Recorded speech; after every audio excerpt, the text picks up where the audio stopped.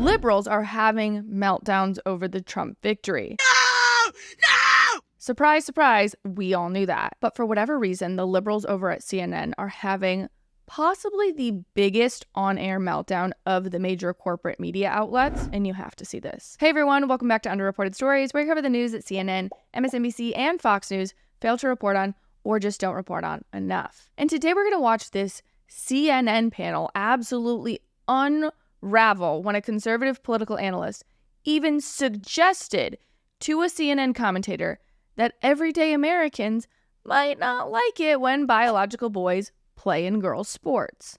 Duh. Obviously, we knew that this issue was having a big impact on people leading up to the election. You'll remember that before the election, Trump was running that campaign ad saying that Kamala advocated for gender-affirming surgeries for minors and for imprisoned illegal aliens. I saw the campaign ad everywhere and for weeks in not a swing state, in a red state, which indicated to me that people were reacting to that issue in focus groups, and that ultimately led the Trump campaign to keep pushing on this issue because it drives out the vote. So this gender issue, specifically when it comes to the funding of it and the protection of minors from it, this is actually not as much of a chronically online fringe issue as I had once thought it was. It has a big pull with the voters, and hence why it's important when reflecting on why Kamala lost, that Democrats take this into account. But let's watch this CNN panel discuss this issue, because it does not go well. I think there are a lot of families out there who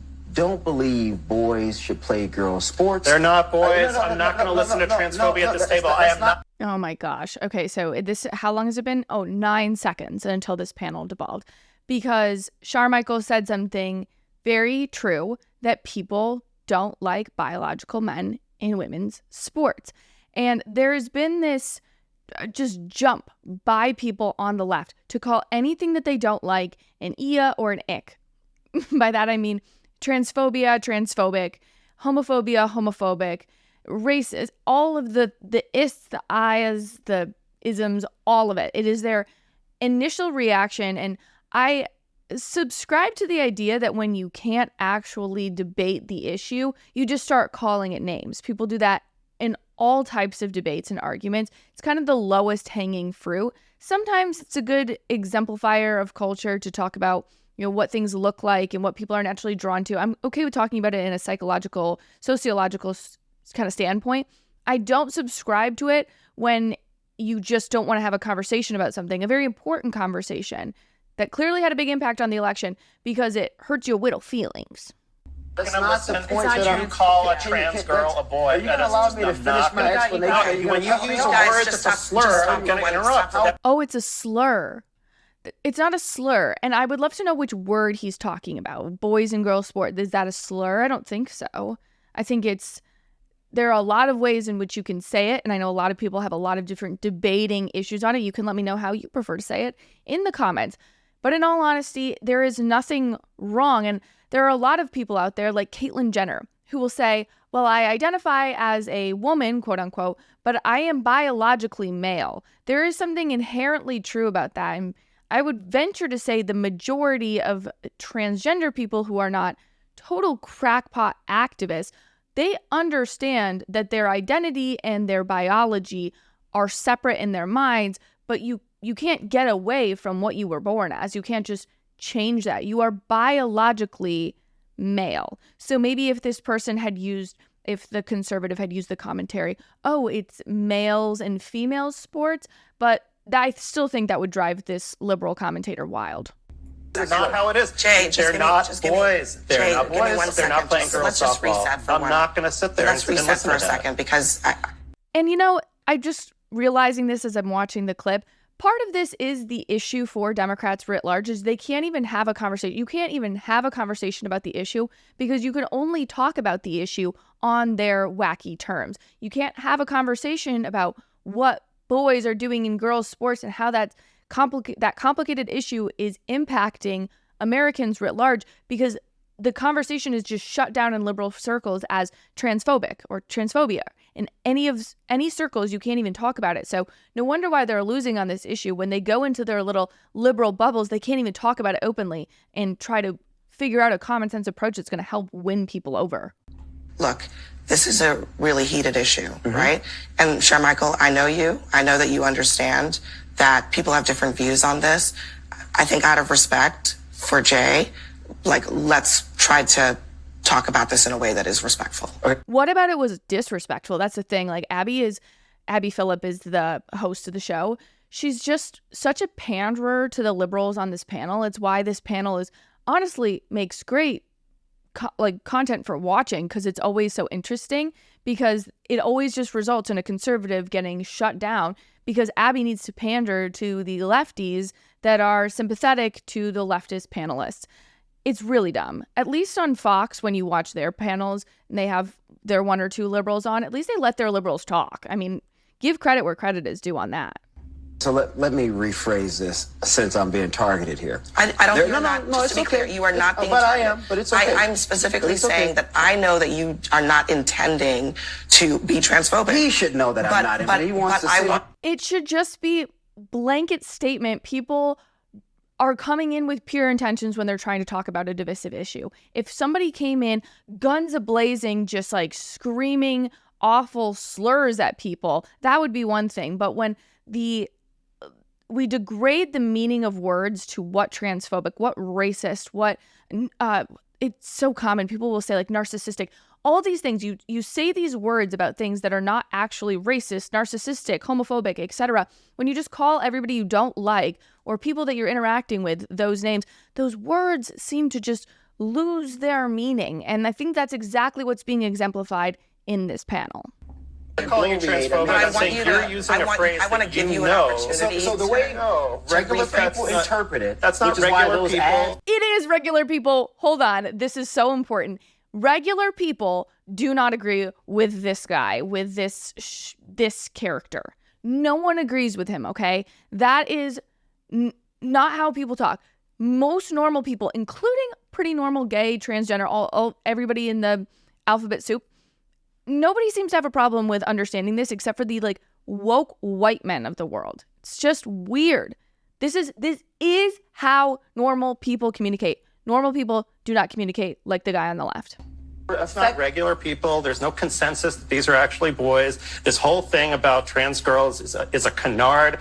We're talking about a tiny, tiny sliver of the population. That may be the and we're case, using but that my point in to terms take of away its healthcare from effectiveness. thousands of people. Hold on, just get to your point. My point in terms of its effectiveness. Regular people with children look at these things and they say, you know what, this is a bit too far. I do not agree with this. I don't like this. I think Democrats are going way too much to the left on social issues. They're uncomfortable with it. A lot of people believe that. A lot of families believe that. 100% true. This is just true. You can disagree with it, but when you're trying to have a kumbaya and you're trying to sit down and understand, what did Kamala get wrong? What did Democrats get wrong? Or in the inverse, what did Republicans get right?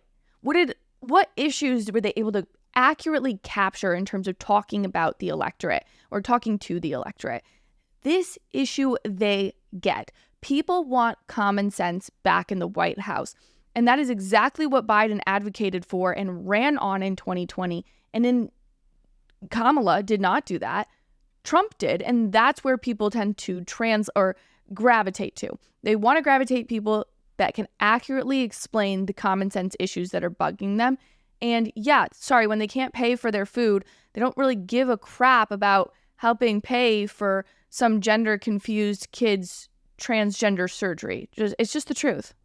You may disagree with that reality, but that's why Republicans kept running those ads over and over and over again, because they saw the metrics suggested that they were working. In those ads over and over again and using rhetoric like you just used, saying this is boys playing girls sports. This is where we're going to get into this, because I'm sorry, this irks me so badly. When you try to play the language policing game, that is also incredibly alienating to a lot of people. Most people don't want to have their words policed. Most people just want to have a conversation. And if you talk to me off air, when you talk to me here on this show, sometimes I'm saying things and I'm just trying to work the thought completely out, and my mind kind of works slowly, and get those words out to you guys.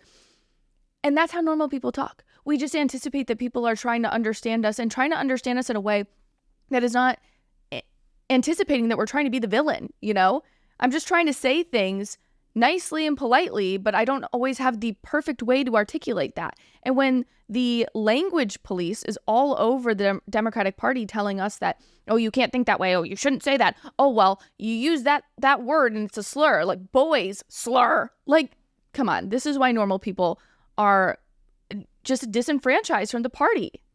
First of all, we're talking about 5 people in the entire country. We're talking about trans girls being allowed to play with people who are in their gender. And if you don't believe, you don't have to listen to me. Listen to the American Medical Association, the American Psychological Association. The American Medical Association. This is not about the issue. Guys, right? This is about trying.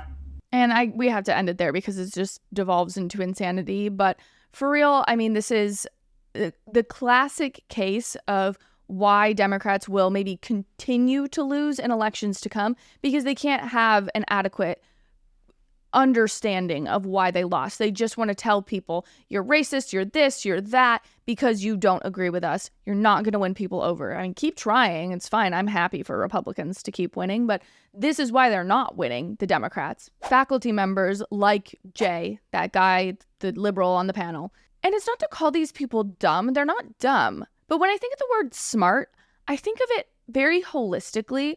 And part of being smart is having a good grip on reality. And this guy just doesn't have a good grip on reality. And when people like Jay, the liberal on the panel, when they're only around other academics and students who also don't have a grip on reality, they think that their academic bubble is reality. And so they continue to pander to groups of young people that come through and think that young people and the people around them constitute a majority of this country, and that's so far from the truth. Actually, as I'm saying this, I think that professors like this say wacky shit on the air to appease students to some degree. But what's funny this time around is that Trump made inroads with my generation, and we're actually becoming increasingly more conservative and common sense in our values. So this doesn't really fly with the kids anymore. And I see that discrepancy between common sense and age, honestly, not only reflected in the polling, but I see it reflected in the political discourse on TikTok right now. Now, if you're only following TikTok from other platforms, you'd be led to believe that all of liberal TikTok is just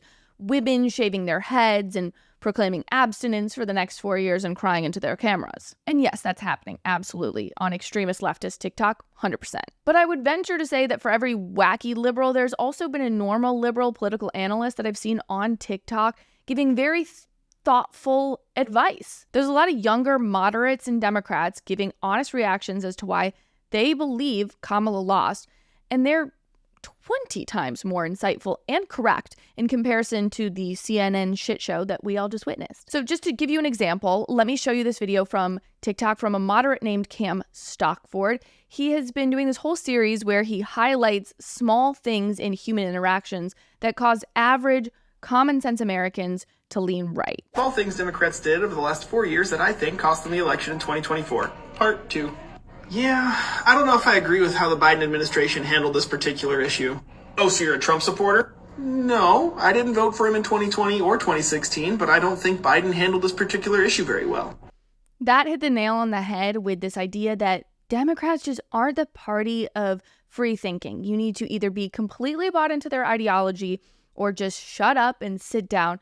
They don't have room for that kind of discourse in the party writ large, but even in the culture aspect of it, because it doesn't really matter whether Democrats and Democrats do this to each other. It really matters the way they treat other people, and the fact that they kind of treat the world the way they treat their enclave of Democratic supporters speaks to something that is just annoying. And like I kind of said earlier, no one wants their speech to be policed. It's irritating. Yeah, well, he's better than having a literal Nazi fascist inside of the White House. Yeah, so I'm a history teacher who studied that era for my master's degree. He's neither of those things. Oh, don't say that, because then you're just giving brevity to the end, or for brevity's sake, I should say, you're not being a good person. That's what they'll say. You're just being a bad, immoral person. And they always ask you if you're Christian. And they're like, if you're Christian, why are you supporting him? It's insufferable. And their talking points are so copy and paste from CNN. It's truly insufferable. And he's just doing such a good job of capturing how we all feel when we have a conversation with a liberal. You must be the world's worst history teacher then. You don't even know what fascism looks like. Okay, I'm gonna go now. Bye. Yeah, just like all the other conservatives, you don't know how to debate. Come back to me when you read a book. There you go. That's the other thing, too. He does it so good because it's just, like, subtle. The way he subtly hints at all of this. The subtle part here is, like, we're smarter than you. We're better than you. We understand all of this. You might not see that when Trump winked this way, he was actually doing it the exact same way that Hitler winked. It's, like, the most insane things I've ever heard, but only they can understand them because only they're smart enough to understand them. It's this weird elitism that has creeped into Democratic circles that, I'll be honest, used to be very prevalent on the right and has now become incredibly prevalent on the left. But the truth is, the name of the game in the election, and in every election, honestly, let's be honest, this is not some new idea. It's just to be the most normal. Be the party of common sense and you'll sway people in your direction. Obviously, advocating for boys to cut off their dicks and play in girls' sports isn't a common sense issue for many people, so better luck next time, Democrats. Anyway, if you're a real one and you made it to the end of today's show, will you drop the light bulb emoji?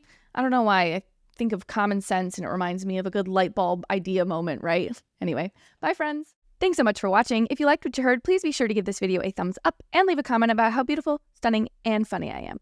And if you want more content based in logic, be sure to click over here for more videos and clips of my show. If you have the means to financially support the show, consider purchasing from my merch line, Based Apparel, linked right below. I really appreciate it, and I'll see you back here next time. Bye, friends.